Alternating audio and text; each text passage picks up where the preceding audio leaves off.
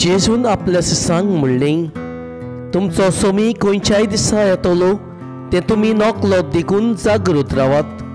हे मात मनान दवरात। कोणूय गोरकार रातचे खंयच्याय पारार चोर येतलो म्हूण जाणा आसलो जाल्यार तो जागृत रावतलो आसलो आनी आपलें घर फोडून नागोवंक दिवचो नासलो। म्हणटोच तुमी तयार रावात, कित्याक तुमी चिंततात ते घडीर मनशाचो पूत येतलो। घरांत आसलेल्यांक वखदार जेवण दिवंक दोनी विस्वासी आनी साण्या चाकराक आपल्या घराब्याचेर अधिकार दिता। असलो चाकर कोण जायत? आपलो दोनी येता ते वेळार आपलें काम करता थंय ताका मेळत तो चाकर सुभागी। हांव तुमकां खरेंच सांगतां, तो ताका सगल्या आपल्या दौलतीचेर अधिकार दितलो।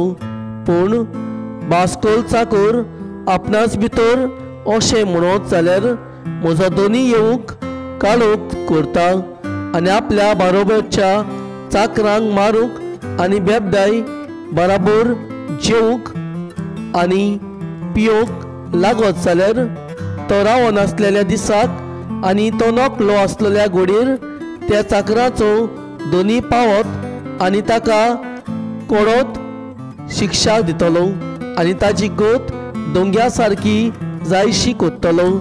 थंय सगळीं रुदन करून आनी दांत कोलकोरून आसतलीं।